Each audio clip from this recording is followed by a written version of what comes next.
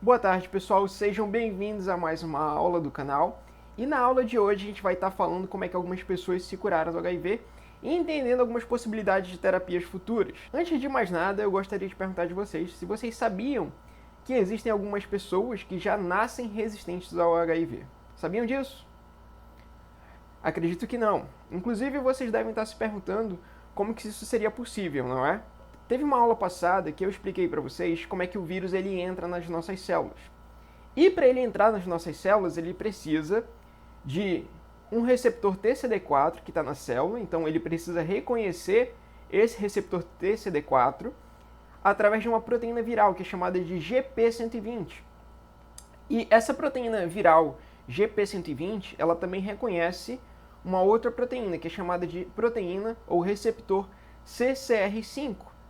O que acontece é que existem algumas pessoas que não nascem com esse receptor, porque elas têm uma mutação que é chamada de CCR5-delta32.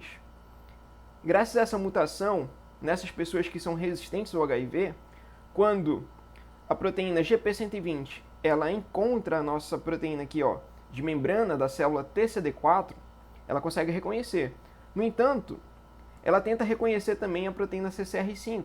Mas percebam que nessa membrana dessa célula, a gente não encontra a proteína CCR5. E é por isso que nessas pessoas o HIV ele não consegue entrar na célula, tá bem? Porque elas não possuem esse receptor de membrana que é chamado de CCR5. Vocês podem estar se perguntando também qual é a frequência dessa mutação no mundo e talvez até mesmo como ela surgiu.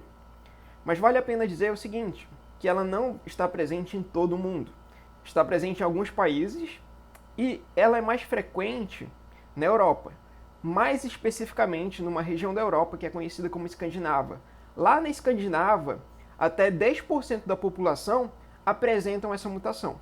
Só que vale a pena salientar que só de você ter a mutação não quer dizer que você é resistente. Apenas 1% das pessoas na Escandinava de fato são resistentes ao HIV. Por que isso, professor? Bem, para você ser resistente ao HIV tendo essa mutação, você tem que ser homozigoto para essa mutação. O que isso quer dizer, professor? Bem, antes de você nascer, você recebe metade dos seus genes do seu pai e metade dos seus genes da sua mãe, tá bem? Então aqui, ó, nesse caso, tanto o pai como a mãe deu para essa célula aqui, ó, célula do filho deles, um gene, aliás, deu genes que eram, ó, de CCR5-delta32. Portanto, genes que favoreciam esse filho ser resistente ao HIV. Então a gente diz que esse filho ele é homozigoto para o gene CCR5-delta32. Portanto, nesse caso, aí esse paciente seria resistente de fato ao HIV. No entanto, ó, você pode receber do seu pai, esse filho na verdade, recebeu do pai, ó, o gene de resistência, CCR5-delta32. No entanto, esse mesmo paciente recebeu da mãe, ó, um CCR5 normal. Portanto, a gente diz que esse paciente ele é heterozigoto, tá bem? Por quê? Os genes de CCR5 nele são diferentes. Um é normal e o outro tem o delta 32. Bem, pacientes que são heterozigóticos para CCR5 delta 32, eles são de fato mais resistentes ao HIV. Mas essa mais resistência só quer dizer o seguinte, que eles demoram muito mais tempo para adquirir a AIDS. Já os pacientes homozigóticos, eles conseguem inclusive não ter o vírus na circulação sanguínea, eles conseguem eliminar o vírus por conta própria, porque o vírus não infecta as células deles. Portanto, só de fato os pacientes que são homozigóticos ao CCR5-delta32 são de fato resistentes ao HIV. Como é que essa mutação ela surgiu na Europa? E por que ela é mais frequente na Europa? Os cientistas calculam que essa mutação ela surgiu há cerca de 2.500 anos atrás, só que nessa época apenas 1 a cada 20 mil europeus tinham a mutação.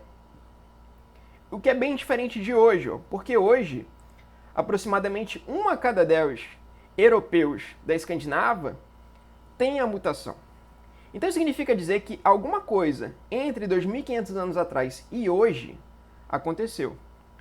O que pode ter acontecido? Os cientistas especulam que cerca de 700 a 800 anos atrás existiu alguma peste, tá bem? que eliminava as pessoas que não tinham essa mutação. Logo no dia início, eles achavam que era peste negra, mas isso foi excluído. Mas o certo que aconteceu foi o seguinte: algum patógeno ele usava o CCR5 delta 32 para entrar nas células. Ou seja, as pessoas que não tinham a mutação do CCR5 delta 32 acabavam morrendo.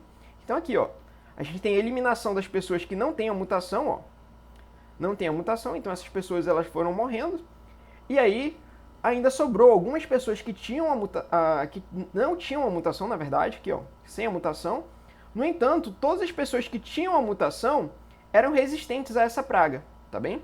Então é por isso que hoje ela é mais comum na Europa, porque surgiu lá há cerca de 2.500 anos atrás, e num passado não tão distante, as pessoas que tinham a mutação eram resistentes a outros vírus, tá bem? Que vírus foi esse? Que tipo de infecção era essa? Como eu já disse para vocês, eles achavam que era a peste negra, mas hoje é mais provável que foi alguma febre hemorrágica viral, que era altamente letal para aquelas pessoas, e ela usava o CCR5 para entrar nas células. Bem, então vocês devem estar se perguntando que toda essa história tem a ver com a cura dos pacientes. Tem tudo a ver, pessoal. Mas antes de fato de contar ainda o que essa história toda tem a ver com a cura desses pacientes, vou contar sobre o AZT. O AZT ele foi um dos primeiros medicamentos a tratar as pessoas que eram infectadas pelo HIV. Só que a gente tem vários efeitos colaterais do AZT e, dentre eles, a gente tem o seguinte: a gente tem a anemia e a leucemia. O que acontece é que pessoas que tomam o AZT por muito tempo, eles acabam adquirindo primeiro a anemia e depois de um tempo acaba adquirindo a leucemia, porque o AZT ele acaba destruindo as células que dão origem às hemácias, e é por isso que a pessoa adquire anemia. Dentre os casos de pacientes que adquiriram anemia, nós temos o caso do Timothy. E a gente pode dizer, inclusive, que foi muita sorte do Timothy adquirir anemia e depois a leucemia. Por que ele foi muito sortudo? Bem, esse foi o primeiro caso de paciente que foi curado do HIV. O que aconteceu com o Timothy foi o seguinte: ele adquiriu a leucemia em 2006, né? Ele foi diagnosticado com a leucemia, e logo depois disso ele foi submetido a um transplante de medula óssea. Só que tem um detalhe: ele deu mais sorte ainda, porque dentro dos doadores dele de medula óssea, uma das pessoas que eram compatíveis era uma pessoa que tinha resistência ao HIV.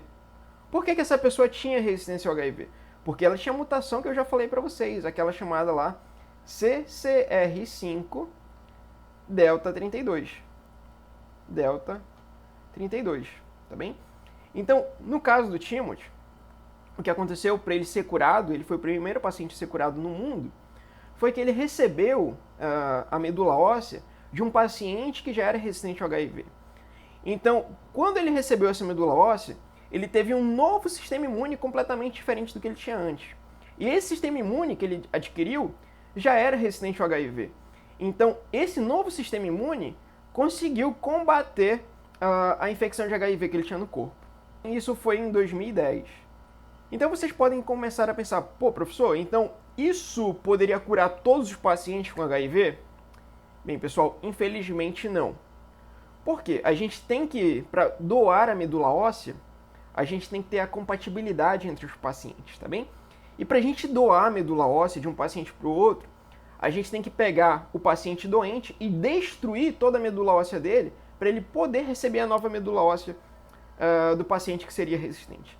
E esse risco é muito grande, é muito maior para um paciente que não tem leucemia do que para um paciente que já tem a leucemia, tá bem? É isso que os cientistas dizem. E então isso inviabilizaria muito para a gente curar todos os pacientes. Primeiro, porque a gente não teria para todos os pacientes um paciente que já é resistente ao HIV, porque tem que ter compatibilidade sanguínea. Depois, o risco de você transfundir isso em um paciente que não tem leucemia é muito grande. Mas a gente pode dizer o seguinte, que tal feito trouxe muita esperança, tá bem? Porque até então a gente não tinha nenhum caso de cura do HIV, e esse foi o primeiro. Então muitos cientistas passaram a estudar isso para entender o que aconteceu. E aí hoje a gente sabe que foi, de fato, o CCR5 delta 32.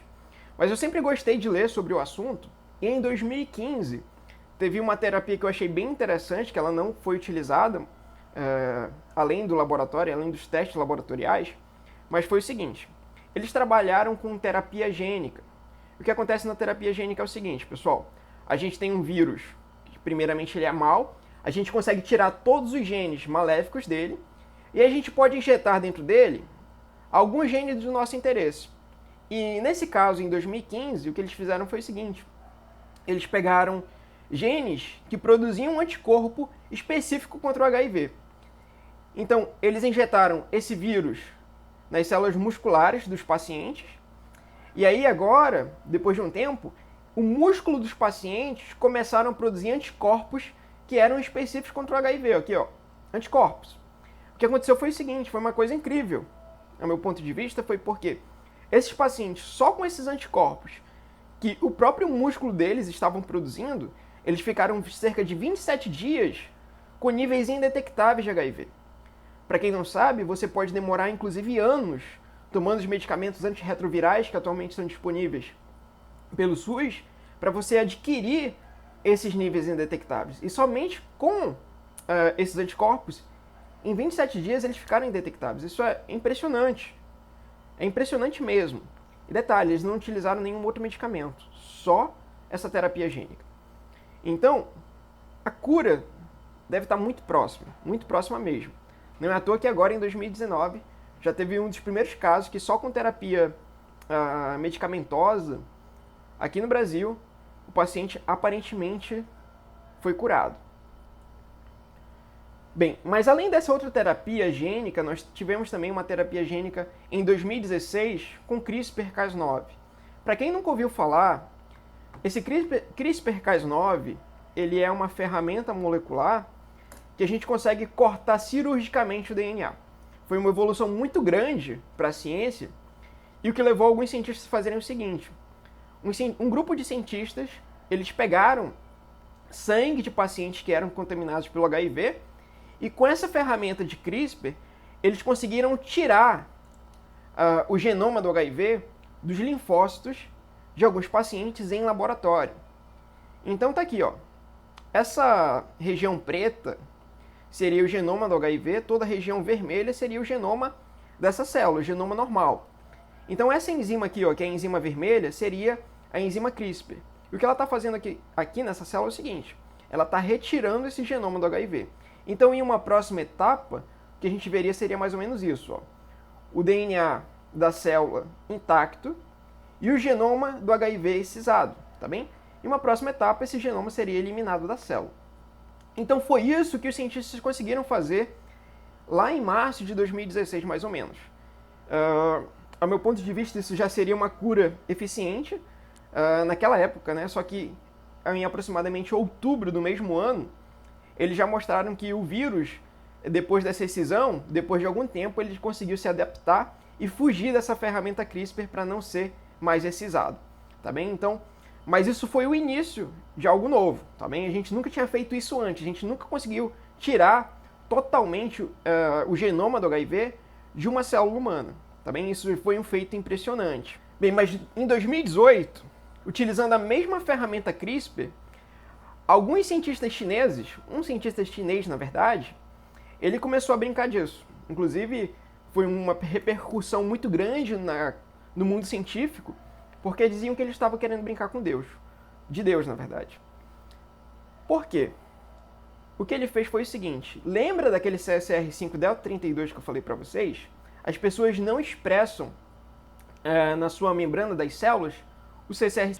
Então esse cientista começou a imaginar o seguinte: bem, se as pessoas que não têm o CCR são resistentes ao HIV, por que eu não faço em laboratório um humano que já vai nascer resistente ao HIV utilizando CRISPR? Eu só venho com CRISPR e tiro esse gene dele, eu tiro o CCR5, tá bem? Então eu vou ter o mesmo efeito de um paciente que tem o CCR5-Delta32, porque ambos não vão ter o CCR5 na membrana. E o que ele fez foi o seguinte: foi achar pais que tinham, que o pai, na verdade, era HIV positivo e a mãe não. E aí ele trabalhou os filhos desse casal em laboratório, e o que ele obteve foi o seguinte: o nascimento do primeiro bebê no mundo com edição gênica. Só que aconteceu uma coisa: apenas um dos bebês era de fato resistente ao HIV. Porque esse bebê aqui, ó, somente um dos bebês tinha 2 cópias do CCR5del32, ou seja, somente um dos bebês era homozigótico para o CCR5del32. O outro bebê, ele tinha apenas uma cópia do CCR5del32, tá bem? Então, isso de fato também foi um marco para a ciência, apesar de que o cientista foi muito questionado mundialmente, mas ele mostrou que de certa forma é possível. Só que a eficiência disso não é tão grande. Percebam que de 2 bebês, somente metade nasceu de fato com 2 cópias, ou seja, somente metade dos bebês eram de fato resistentes ao HIV. E os riscos disso ainda hoje são muito questionados pela academia científica. A gente não sabe o que pode acontecer com esses bebês e se a terapia CRISPR só fez a edição de fato no CCR5del32. Muita coisa ainda tem que ser estudada para que isso tenha uma aplicação humana de fato. Bem, mas em 2019 aconteceu uma coisa muito surpreendente, que foi o seguinte. Em 2019 teve o anúncio de novo de mais 2 pessoas que foram curadas do HIV.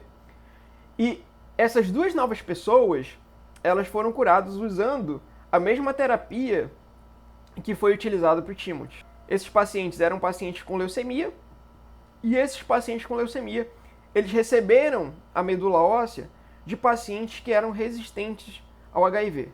Então o que aconteceu foi o seguinte, foi a mesma coisa que eu já expliquei para vocês. Eles acharam um paciente com mutação no CCR5del32 e colocaram a medula óssea desse paciente que já era resistente no paciente que tinha HIV.